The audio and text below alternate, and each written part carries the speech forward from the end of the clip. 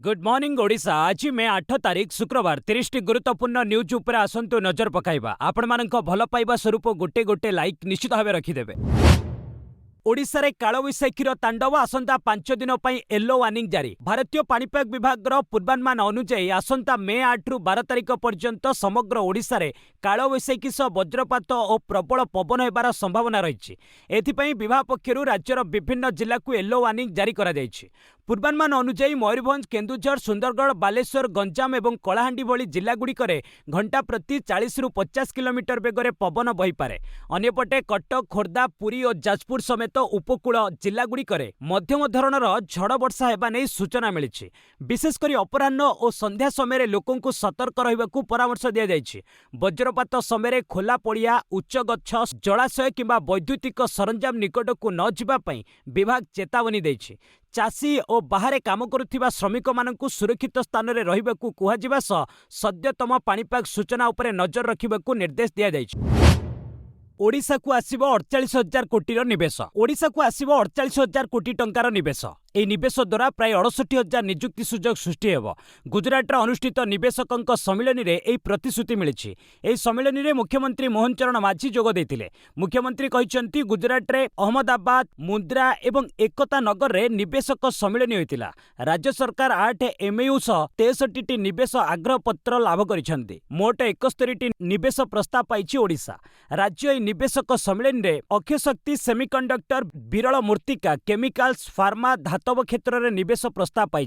3 दिनिया कार्यक्रम में 700 रु ऊर्ध्व शिल्प प्रतिनिधि जोग देथिले। 132 जन शिल्प प्रतिनिधि 1-to-1 आलोचना होइतिला। आसंता 19 रु CRRI रे बिहन बिक्री हेब। आसंता 19 तारिख रु विद्याधरपुर स्थित केंद्रीय धान गवेषणा केन्द्र रे बिहन बिक्री आरंभ हेब।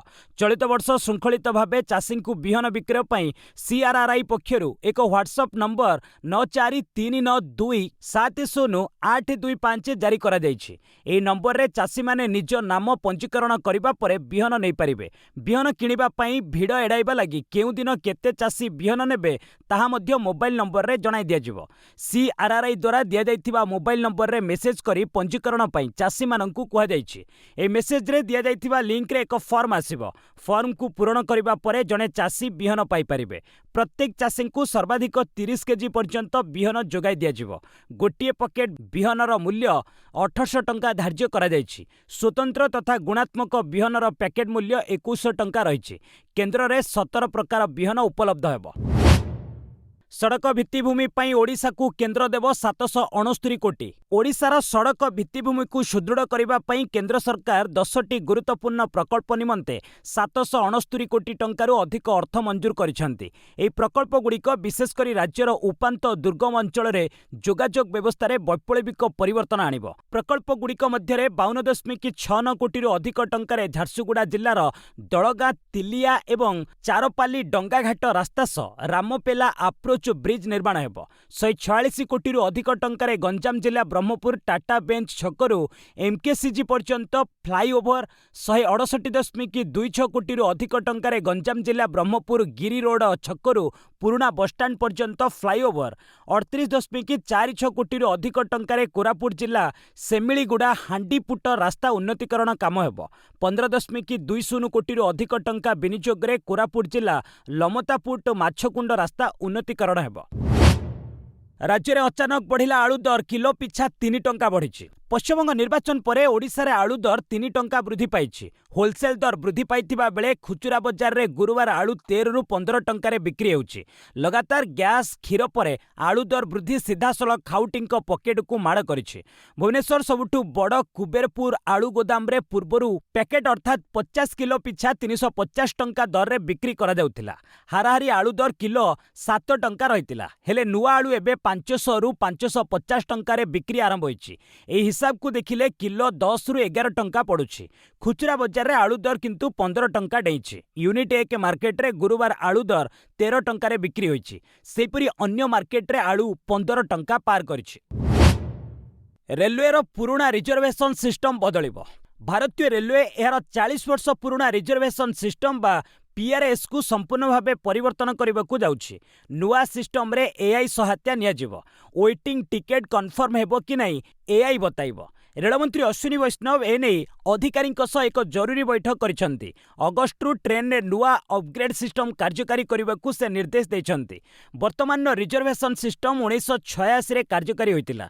गत 40 वर्ष रे एथिरे विभिन्न छोट छोट परिवर्तन करा जाइछे। मात्र वर्तमान एहाकु सद्यतम टेक्नोलोजी सहायता रे संपूर्ण भावे परिवर्तन करा जिवो। फलरे एहार क्षमता बढ़िबो। रेलवे मुताबक मोट टिकेटर 88% ऑनलाइन जरिया बुकिंग हेउछि। राज्य में 9 लाख घरे पहुंचब पाइप गैस। पाइप जोगे रंधन गैस जोगाण एवं विभिन्न सहर में सीएनजी स्टेशन स्थापन पर राज्य सरकार तत्पर होइछंती। कैबिनेट अनुमोदन पर राज्य नगर उन्नयन विभाग आनिछि सिटी गैस वितरण नीति विज्ञप्ति। ଏହି ପ୍ରକଳ୍ପରେ ପ୍ରାୟ 5100 କୋଟି ଟଙ୍କାର ପୁଞ୍ଜି ନିବେଶ ହେବ। 9,09,682ଟି ପରିବାରକୁ ପାଇପ୍ ଯୋଗେ ଘରୋଇ ରନ୍ଧନ ଗ୍ୟାସ୍ ସଂଯୋଗ ହେବ। ଏହା ସହିତ 271ଟି ସିଏନ୍ଜି ଷ୍ଟେସନ ସ୍ଥାପନ କରିବାକୁ ସରକାର ଲକ୍ଷ୍ୟ ରଖିଛନ୍ତି। ଏହି ନୀତିକୁ କାର୍ଯ୍ୟକାରୀ କରିବା ପାଇଁ ନଗର ଉନ୍ନୟନ ବିଭାଗକୁ ନୋଡାଲ ଏଜେନ୍ସି ନିଯୁକ୍ତ କରାଯାଇଛି। ସିଟି ଗ୍ୟାସ୍ ବିତରଣ କ୍ଷେତ୍ରର ଦ୍ରୁତ ସମ୍ପ୍ରସାରଣକୁ ପ୍ରୋତ୍ସାହନ ଦେବାକୁ ସମସ୍ତ ଅନୁମତି ଏବଂ ତଦାରଖ ଶୁଳ୍କ 2017 ମସିହା ମାର୍ଚ୍ଚ 31 ପର୍ଯ୍ୟନ୍ତ ଛାଡ଼ କରାଯାଇଛି। महाप्रभु जगन्नाथଙ୍କ जमी ପାଇଁ राज्य सरकारଙ୍କ बड़ पदक्षेप आसिब सम्मान बंदोबस्त नीति। ओडिशा सरकार महाप्रभु श्री जगन्नाथଙ୍କ समस्त स्थावर संपत्ति और जमी को सुव्यवस्थित प्रशासनिक नियंत्रण को आनिबा ପାଇଁ एक नूतन सम्मान बंदोबस्त नीति प्रणयन करने निष्पत्ति नेइछन्ति। आईन मंत्री पृथ्वीराज हरिचंदन अध्यक्षतार अनुष्ठित एक उच्चस्तरीय बैठक में यह निष्पत्ति निया जाइछि। ए नीति माध्यम राज्य बाहर थिबा महाप्रभुଙ୍କ जमीर उद्धार एवं सठिक परिचालना करा जिवो। सूचना जे महाप्रभुଙ୍କର प्राय 36,000 एकर जमी रहितिबा बेले एथिरु 25 रु 30% अन्यଙ୍କ दखलरे अछि। नूतन नीति अनुଯାयी दीर्घदिन धरी एही जमीरे रहुतिबा योग्य व्यक्तिଙ୍କୁ बंदोबस्त अधिकार प्रदान करा जाय पारे। एहा द्वारा श्रीमंदिर प्रशासन पई एक बड़ पांठी सृष्टि हेबा सह बहुदिनर जमी विवादर समाधान होई परिबो। एही प्रस्तावକୁ चूड़ांत अनुमोदन पई मुख्यमंत्री मोहन चरण माझी और कैबिनेट निकटକୁ पठाजिवो। राजधानी उपकंठरे निर्मम भिड़ हिंसा युवकों पिटी पिटी मारिदेले। भिड़ हिंसा को लगाम देवाकू सुप्रीमकोर्ट बारंबार विभिन्न राज्य को निर्देश देथिले। एहा सत्ते राजधानी उपकंठ बालियंतारे गुरुवार एक निर्मम भिड़ हिंसा देखिबाकू मिलिछि। 2 जण युवती को एक गाड़ी धक्का देवा घटनारे उत्त्यक्त लोक माने जणे युवकों पिटी पिटी मारि दैछन्ति।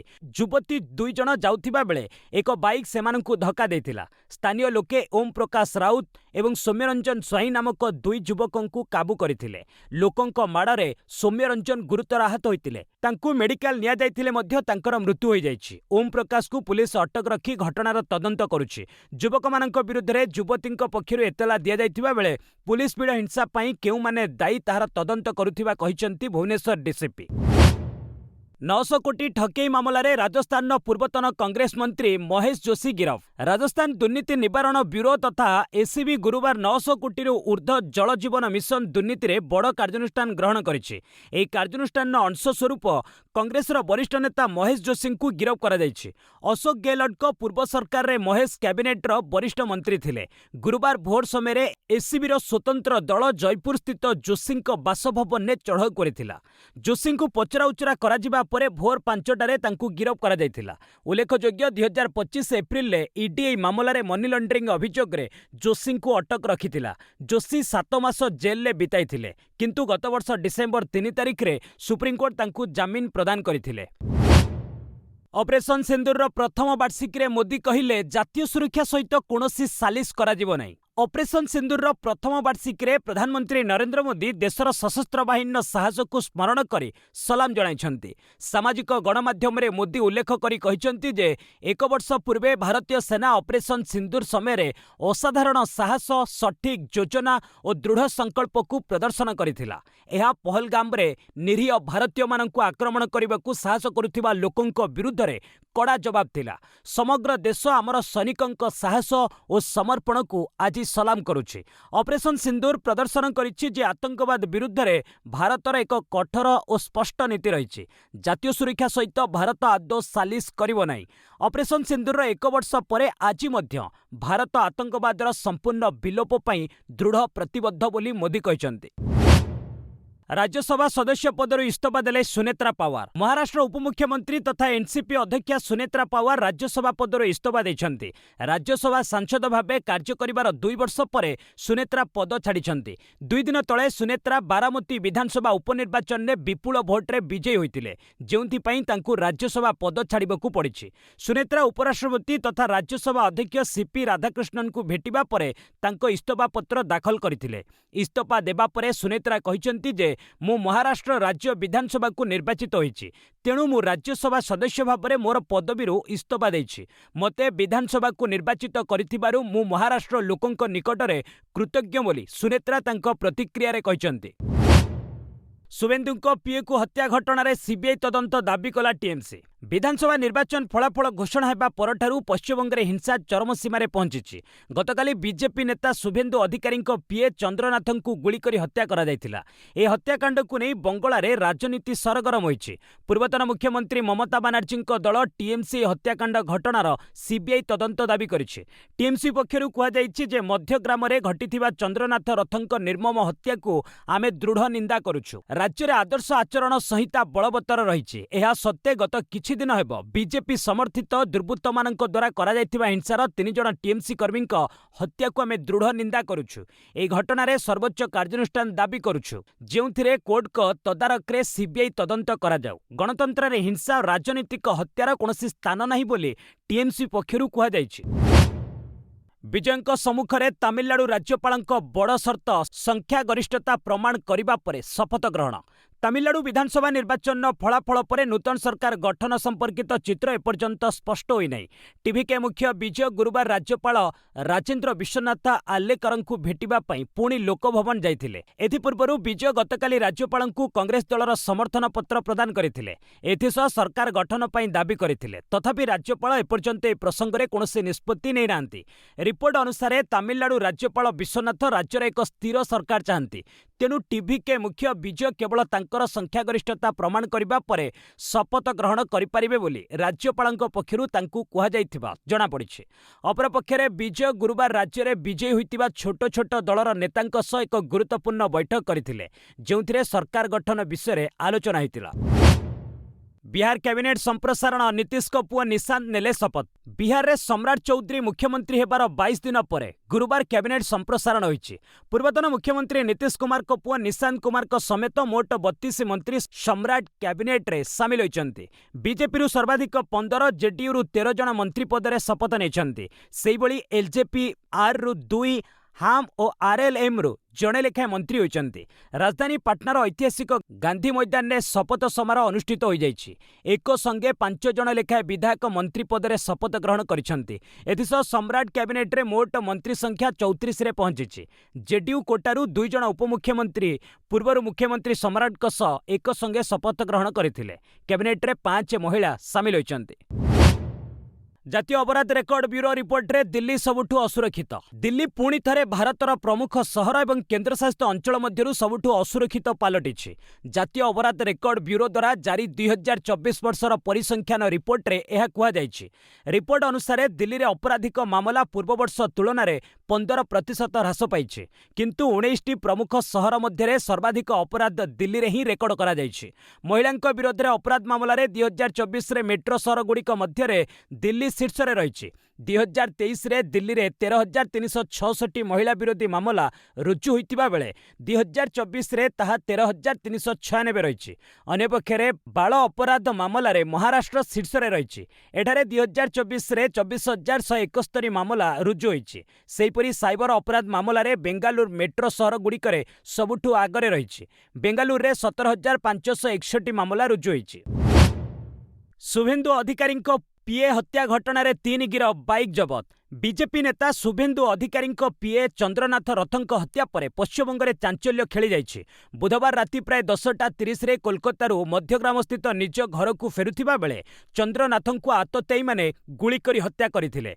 6 ରୁ 10 राउंड गुली फुटिथिला। 2टी गुली चंद्रनाथन छाती रे पसी बाहरी जाइथिला, गोटिए पेटरे बाजिथिला। तांको गाड़ी चालक बुद्धदेव बेरांकु गुली बाजिथिला। हॉस्पिटल रे तांकर चिकित्सा चलिछि। आततायी माने कार छाड़ी एक नंबर विहीन बाइक ବାଇକ୍ରେ ପଳାୟନ କରିଥିଲେ। ଏହି ମାମଲାରେ ପୁଲିସ୍ 3 ଜଣଙ୍କୁ ଗିରଫ କରିଛି। ହତ୍ୟାରେ ବ୍ୟବହୃତ ବାଇକ୍ ବି ମିଳିଛି। ଆକ୍ରମଣକାରୀ ଚନ୍ଦ୍ରନାଥଙ୍କ ସ୍କର୍ପିଓକୁ 7 କିଲୋମିଟର ପର୍ଯ୍ୟନ୍ତ ପିଛା କରିଥିଲେ। ଗ୍ଲକ୍ 47X ବନ୍ଧୁକ ବ୍ୟବହାର କରିଥିଲେ। ମନ୍ତ୍ରୀଙ୍କ ସୂଚନା, ପଞ୍ଚାୟତ ଭୋଟ ପୂର୍ବରୁ ଲାଗୁ ହେବ ପେସା ଆଇନ। ସୁରକ୍ଷିତ ରହିବ ଆଦିବାସୀଙ୍କ ଅଧିକାର। ରାଜ୍ୟରେ ଖୁବ୍ ଶୀଘ୍ର ଆସିବ ପେସା ଆଇନ। ଆସନ୍ତା କ୍ୟାବିନେଟ୍ ବୈଠକରେ ପେସା ଆଇନ ପ୍ରସ୍ତାବରେ ବାଜିବ ମୋହର। ଏନେଇ ସୂଚନା ଦେଇଛନ୍ତି ରାଜ୍ୟ ପଞ୍ଚାୟତରାଜ ମନ୍ତ୍ରୀ ରବି ନାରାୟଣ ନାୟକ। ପଞ୍ଚାୟତ ନିର୍ବାଚନ ପୂର୍ବରୁ ସରକାର ପେସା ଆଇନ ଆଣିବାକୁ ଯୋଜନା କରିଛନ୍ତି। 41ଟି ବିଭାଗ ସହ ଏ ସମ୍ପର୍କରେ ଆଲୋଚନା ହୋଇଛି। ପେସା ଆଇନ ନେଇ ଗୁରୁବାର ଏକ ବଡ଼ ବୈଠକ ହୋଇଛି। ଉଲ୍ଲେଖଯୋଗ୍ୟ, 1996ରୁ କେନ୍ଦ୍ରୀୟ ପେସା ଆଇନ ଆସିଥିଲେ ମଧ୍ୟ ଓଡ଼ିଶାରେ ଏଯାଏ ତାହା କାର୍ଯ୍ୟକାରୀ ହୋଇପାରି ନାହିଁ। ଆଦିବାସୀଙ୍କୁ ସଶକ୍ତ କରିବା ସହ ଜଳ, ଜଙ୍ଗଲ ଏବଂ ଜମି ଉପରେ ସେମାନଙ୍କ ପାରମ୍ପରିକ ଅଧିକାରକୁ ସୁରକ୍ଷା ଦେବା ଏହି ଆଇନର ମୁଖ୍ୟ ଲକ୍ଷ୍ୟ। ଆସନ୍ତା 12ରେ ଆସାମରେ ନୂଆ ମୁଖ୍ୟମନ୍ତ୍ରୀଙ୍କ ଶପଥ ସମାରୋହ। ଆସାମରେ ଆସନ୍ତା 12 ତାରିଖରେ ବିଜେପି ନେତୃତ୍ୱାଧୀନ ଏନ୍ଡିଏ ସରକାରର ଶପଥ ଗ୍ରହଣ ସମାରୋହ ଆୟୋଜିତ ହେବ। ଏନେଇ ମୁଖ୍ୟ ସଚିବ ରବି କୋଟା ସୂଚନା ଦେଇଛନ୍ତି। ସମାରୋହରେ ପ୍ରଧାନମନ୍ତ୍ରୀ ନରେନ୍ଦ୍ର ମୋଦି, କେନ୍ଦ୍ରମନ୍ତ୍ରୀ, ବିଜେପି ଶାସିତ ରାଜ୍ୟର ମୁଖ୍ୟମନ୍ତ୍ରୀଙ୍କ ସମେତ କେତେକ ଉଦ୍ୟୋଗପତି ମଧ୍ୟ ଯୋଗଦେବାର କାର୍ଯ୍ୟକ୍ରମ ରହିଛି। ଖାନାପଡ଼ାର ଭେଟେରିନାରୀ ଫିଲ୍ଡରେ ଏହା ଆୟୋଜନ କରାଯିବ। ନବନିର୍ବାଚିତ ମନ୍ତ୍ରିପରିଷଦର ଶପଥ ଗ୍ରହଣ ସମାରୋହରେ ଯୋଗଦେବାକୁ ପ୍ରଧାନମନ୍ତ୍ରୀଙ୍କ ଗସ୍ତର ପ୍ରସ୍ତୁତି ସମୀକ୍ଷା କରିବା ଲାଗି ଗୁରୁବାର ଆସାମ ଡିଜିପିଙ୍କ ଅଧ୍ୟକ୍ଷତାରେ ଏକ ବୈଠକ ହୋଇଥିଲା ବୋଲି କୋଟା ଏକ୍ସରେ ପୋଷ୍ଟ କରି ଜଣାଇଛନ୍ତି। ସମାରୋହରେ ହିମନ୍ତ ବିଶ୍ୱ ଶର୍ମା ପୁଣି ମୁଖ୍ୟମନ୍ତ୍ରୀ ଭାବେ ଶପଥ ନେଇପାରନ୍ତି। ବିଜେପି ସହଯୋଗୀ ଆସାମ ଗଣ ପରିଷଦ ବିଧାୟକ ଦଳ ବୈଠକରେ ହିମନ୍ତଙ୍କ ନାଁ ପ୍ରସ୍ତାବ ଦେଇଛି। ପଶ୍ଚିମବଙ୍ଗ ବିଧାନସଭା ଭଙ୍ଗ କଲେ ରାଜ୍ୟପାଳ। ପଶ୍ଚିମବଙ୍ଗ ମୁଖ୍ୟମନ୍ତ୍ରୀ ମମତା ବାନାର୍ଜୀ ଇସ୍ତଫା ଦେବାକୁ ମନା କରିବା ପରେ ରାଜ୍ୟପାଳ RN ରବି ଗୁରୁବାର ରାଜ୍ୟ ବିଧାନସଭା ଭଙ୍ଗ କରିଛନ୍ତି। ଏନେଇ ରାଜଭବନ ପକ୍ଷରୁ ସନ୍ଧ୍ୟାରେ ବିଜ୍ଞପ୍ତି ଜାରି କରାଯାଇଛି। ସାମ୍ବିଧାନିକ ପ୍ରାବଧାନ ଅନୁସାରେ ବିଧାନସଭା ଭଙ୍ଗ କରାଯାଇଥିବା ଜାରି ନିର୍ଦ୍ଦେଶରେ କୁହାଯାଇଛି। ଫଳରେ ବିଜେପି ସରକାର ଗଠନ ଲାଗି ମଞ୍ଚ ପ୍ରସ୍ତୁତ ହୋଇଛି। 2021 ମେରେ ମମତା ବାନାର୍ଜୀ ଲଗାତାର ତୃତୀୟ ଥର ମୁଖ୍ୟମନ୍ତ୍ରୀ ହେବା ପରେ ବର୍ତ୍ତମାନ ଭଙ୍ଗ ହୋଇଥିବା ବିଧାନସଭା ଗଠନ ହୋଇଥିଲା। ସେପଟେ କୋଲକାତାର ପରେଡ୍ ଗ୍ରାଉଣ୍ଡରେ ବିଜେପି ସରକାରର ଶପଥ ଗ୍ରହଣ ସମାରୋହ ପ୍ରସ୍ତୁତି ଚାଲିଛି। ଆସନ୍ତା 9 ତାରିଖରେ ଶପଥ ସମାରୋହ ଆୟୋଜନ ହୋଇପାରେ। ଏନେଇ ଶୁକ୍ରବାର ବିଜେପି ବିଧାୟକ ଦଳର ବୈଠକ ବସିପାରେ ବୋଲି ଜଣାଯାଇଛି। ଏଥିରେ ସ୍ୱରାଷ୍ଟ୍ରମନ୍ତ୍ରୀ ଅମିତ ଶାହ ଯୋଗ ଦେଇପାରନ୍ତି। ବୈଠକରେ ବିଧାୟକ ଦଳର ନେତା ଚୟନ କରାଯାଇ ମୁଖ୍ୟମନ୍ତ୍ରୀ ଘୋଷଣା କରାଯିବ। ବିଧାନସଭା ନିର୍ବାଚନରେ 1400 କୋଟିର ବେଆଇନ ସାମଗ୍ରୀ ଜବତ। ନିକଟରେ ଶେଷ ହୋଇଥିବା 5 ରାଜ୍ୟ ଓ କେନ୍ଦ୍ରଶାସିତ ଅଞ୍ଚଳ ବିଧାନସଭା ନିର୍ବାଚନ ସମୟରେ 1400 କୋଟି ଟଙ୍କାର ବେଆଇନ ସାମଗ୍ରୀ ଜବତ କରାଯାଇଛି। ନିର୍ବାଚନ କମିଶନଙ୍କ ପକ୍ଷରୁ ଏହା କୁହାଯାଇଛି। ଜବତ ସାମଗ୍ରୀ ମଧ୍ୟରେ 154 କୋଟି 89 ଲକ୍ଷ ନଗଦ ଟଙ୍କା, 183 କୋଟି 30 ଲକ୍ଷ ଟଙ୍କାର 69.8 ଲକ୍ଷ ଲିଟର ମଦ, 337 କୋଟି 80 ଲକ୍ଷ ଟଙ୍କାର ନିଶାଦ୍ରବ୍ୟ, 250 କୋଟି ଟଙ୍କାର ମୂଲ୍ୟବାନ ଧାତୁ ଏବଂ 518 କୋଟି ଟଙ୍କାର ବିଭିନ୍ନ ଉପହାର ସାମଗ୍ରୀ ରହିଛି। ତାମିଲନାଡୁରେ ସର୍ବାଧିକ 105 କୋଟି 22 ଲକ୍ଷ ନଗଦ ଟଙ୍କା ଜବତ କରାଯାଇଥିଲା ବେଳେ ପଡୁଚେରୀରେ 33 ଲକ୍ଷ ଟଙ୍କା ଜବତ କରାଯାଇଛି। ତାମିଲନାଡୁରେ ସର୍ବାଧିକ 307 କୋଟି 65 ଲକ୍ଷ ଟଙ୍କାର ମାଗଣା ଉପହାର ଜବତ ହୋଇଛି। ତେବେ ଏସବୁ ରାଜ୍ୟରେ 2021 ବିଧାନସଭା ନିର୍ବାଚନ ବେଳେ ଜବତ ହୋଇଥିବା ସାମଗ୍ରୀ ତୁଳନାରେ ଏଥର 40.14% ଅଧିକ ଟଙ୍କା ଜବତ କରାଯାଇଛି। ଅଶୋଧିତ ତୈଳ ଦର ହ୍ରାସ, ଶକ୍ତିଶାଳୀ ହେଲା ଭାରତୀୟ ଟଙ୍କା। ଆମେରିକା ଏବଂ ଇରାନ ମଧ୍ୟରେ ଏକ ଶାନ୍ତି ଚୁକ୍ତି ହେବାର ସମ୍ଭାବନାକୁ ନେଇ ବିଶ୍ୱ ବଜାରରେ ଅଶୋଧିତ ତୈଳ ଦରରେ ହ୍ରାସ ଜାରି ରହିଛି। ସଦ୍ୟତମ ରିପୋର୍ଟ ଅନୁଯାୟୀ ବ୍ରେଣ୍ଟ କ୍ରୁଡ୍ ମୂଲ୍ୟ 3.3% ହ୍ରାସ ପାଇ ବ୍ୟାରେଲ ପିଛା $97.88ରେ କାରବାର କରୁଛି। ସେହିପରି ୱେଷ୍ଟ ଟେକ୍ସାସ୍ ଇଣ୍ଟରମିଡିଏଟ୍ ମୂଲ୍ୟ ମଧ୍ୟ 3.7% ହ୍ରାସ ପାଇ $91.53କୁ ଖସି ଆସିଛି। ଏହାର ପ୍ରଭାବରେ ବୈଦେଶିକ ମୁଦ୍ରା ବଜାରରେ ଭାରତୀୟ ଟଙ୍କାର ସ୍ଥିତି ସୁଧୁରିଛି। ଗୁରୁବାର ଟଙ୍କାର ମୂଲ୍ୟ 36 ପଇସା ବୃଦ୍ଧି ପାଇ ଆମେରିକୀୟ ଡଲାର ତୁଳନାରେ 94.24 ପଇସାରେ ବନ୍ଦ ହୋଇଛି। ଅନ୍ୟପଟେ 6ଟି ପ୍ରମୁଖ ବିଦେଶୀ ମୁଦ୍ରା ତୁଳନାରେ ଡଲାରର ଶକ୍ତି ଦର୍ଶାଉଥିବା ଡଲାର ଇଣ୍ଡେକ୍ସ କାରବାର ସମୟରେ 97.89 ସ୍ତରରେ ରହିଛି। ତୈଳ ଦରରେ ହ୍ରାସ ଏବଂ ଟଙ୍କାର ମୂଲ୍ୟରେ ବୃଦ୍ଧି ନିବେଶକଙ୍କ ମନୋବଳକୁ ଦୃଢ଼ କରିଛି। शेयर बजार में मिश्रित कारोबार सामान्य ह्रास सह बंद है सेंसेक्स और निफ्टी। गुरुवार भारतीय शेयर बजार में मिश्रित प्रतिक्रिया देखा मिली। प्रमुख सूचकांक सेंसेक्स 114 पॉइंट ह्रास पाई 77,844.52 और निफ्टी 50 प्राय 4 पॉइंट कमी 24,326.65 स्तर में बंद होईछि। रिलायंस, टीसीएस एवं एचयूएल भली बड़ कंपनी गुड़िकर शेयर ह्रास जोगु बजार उपरे चाप रहितिला। तथापि निफ्टी मिड कैप 100 सूचकांक 1.1% वृद्धि पाई एक नूतन रेकर्ड स्तर में पहुंची। विश्व बजार में अमेरिका ईरान शांति चुक्ति आशार औषधित तैल दर बैरेल पिछा $100 तलकू खसी। यार प्रभाव में जापान निकी 6% वृद्धि पाई। घरोई बजार में ऑटो सेक्टर में 2% वृद्धि घटी बेले क्राफ्टमैन ऑटोमेशन एवं गोदरेज इंडस्ट्रीज भली शेयर रे बड़ लाभ देखा देइछि। बजार में मोट 2290 शेयर लाभ रे रहितिबा बेले 969 ह्रास पाइछि। एलन मस्क निष्पत्ति बदलिला आंथ्रोपिक सह स्पेसएक्स एआई रो बड़ चुक्ति। एलन मस्क एआई स्टार्टअप आंथ्रोपिक प्रति निजर कड़ा आभिमुख्य बदलाइछन्ति। पूर्वरु ଏହି संस्थाକୁ समालोचना करुथिबा मस्क वर्तमान एहार कार्यशैली रे प्रभावित होइछन्ति। आंथ्रोपिक एबे मस्क कालोसस एक सुपर कंप्यूटर व्यवहार करिबा पई चुक्ति करिछि, जहा फଳରେ कंपनी को 2,20,000 रु अधिक एनवीडिया जीपीयू रो सुविधा मिलिबो। एहा द्वारा सेमानक एआई मॉडल क्लॉड रो कार्यदक्षता वृद्धि पाइब। अन्यपटे मस्क निजर एक्स एआई संस्था को स्पेस एक्स मिश्रित करी एहार नाम स्पेस एक्स एआई रखिछन्ति। ए नूतन संस्था खूब शीघ्र एक बड़ आईपीओ आनिबाकू प्रस्तुति करुछि। एपरिकी उभय कंपनी महाकाश रे एआई कंप्यूटिंग सिस्टम निर्माण करबा नै मध्य आलोचना करुछन्ति। मस्क ए पदक्षेप एआई शिल्प रे एक बड़ परिवर्तन भाबे देखा जाउछि। अमेरिका को साउदी वायुसीमा विमान घाटी मना। अमेरिका और ईरान मध्य लगी रही उत्तेजना एबे भी थमी नहीं। एभली समय अमेरिका राष्ट्रपति डोनाल्ड ट्रंप को आउ एक शक्त झटका लगी। रिपोर्ट अनुसार ट्रंप प्रशासन होर्मुज प्रणाली रे फसीथिबा जहाज और टैंकर को सुरक्षित भावे बाट कढ़ई नेबा लगी आरंभ करिथिला ऑपरेशन प्रोजेक्ट फ्रीडम, किंतु एहाकू वर्तमान रोकी दिया जाइछि। साउदी अरब अमेरिका विमान को निजर वायुसीमा किंबा विमान घाटी व्यवहार करबा लगी अनुमति देबाकू मना करदेबा परे ट्रंप प्रशासन एभली पदक्षेप नेइछि। अमेरिकार योजना थिला कि एहार नौसेना होर्मुज रे फसीथिबा जहाज और टैंकर को सुरक्षा प्रदान करिवो। एथिपई अमेरिकार विमान साउदी अरबर राजधानी रियादर दक्षिण पूर्व रे थिबा प्रिंस सुल्तान विमान घाटी को व्यवहार करिथांता, किंतु साउदी अरब ए प्रस्ताव को ग्रहण करबाकू मना कर दैछि। पूर्वतन पंजाब क्रिकेटर अमनप्रीत को 36 वर्ष बयस रे अकाल वियोग। भारतीय क्रिकेट जगतरू एक दुखद खबर सामना को आसी। भारतीय 19 वर्षरू कम दलर पूर्वतन खेलाड़ी तथा पंजाबर अमनप्रीत सिंह गिलकर 36 वर्ष बयस परलोक घटी। चंडीगढ़ ठारे से शेष निश्वास त्याग करिसेंति, तेबे तांकर मृत्युर प्रकृत कारण एपर्यंत स्पष्ट होई नाही। अमनप्रीत 19 वर्षरू कम जातीय दल में विराट कोहली, रवींद्र जडेजा, पीयूष चावलांक सह एकाठी खेलिथिले। 2007 रे 19 वर्षरू कम भारतीय दलरू से 6टी यूथ दिनिकिया और 2टी टेस्ट मैच खेली मोट 12टी विकेट नहीं। सेहिभली से पंजाब पई 6टी प्रथम श्रेणी मैच खेली 11टी विकेट हासिल करथिले। एहा व्यतीत अमनप्रीत आईपीएल प्रथम सीजन में किंग्स एकादश पंजाब दलर सदस्य मध्य थिले। 30 वर्ष बयस अवसर नेले जर्मनी फुटबॉलर सुएले। जर्मनी फुटबॉल दलर युव डिफेंडर निकलास सुएले 30 वर्ष बयस अवसर घोषणा करी समस्त को चकित कर दैछन्ति। चलित सीजन शेष में फुटबॉल को अलविदा कहिबे बोली सुएल गुरुवार एक पॉडकास्ट कार्यक्रम में कहते। सुएल वर्तमान Germany professional club Borussia Dortmund पक्षरु खेलुछन्ति। गत मासरे बुंदेसलीगा रे होफेनहेइम विपक्ष मैच खेलिबा अवसर रे सुएलेंक आंठुरे आघात लागिथिला। एई आघात जनित समस्या लागि से अवसर नेबाकू निष्पत्ति नेइछन्ति बोली कहिसन्ति।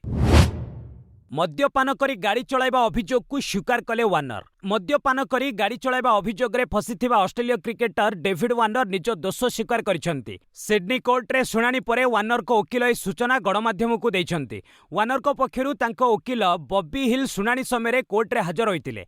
वार्नर दोष स्वीकार करिथिबा नै तांको वकील मान्यवर कोर्ट को जणाइतिले।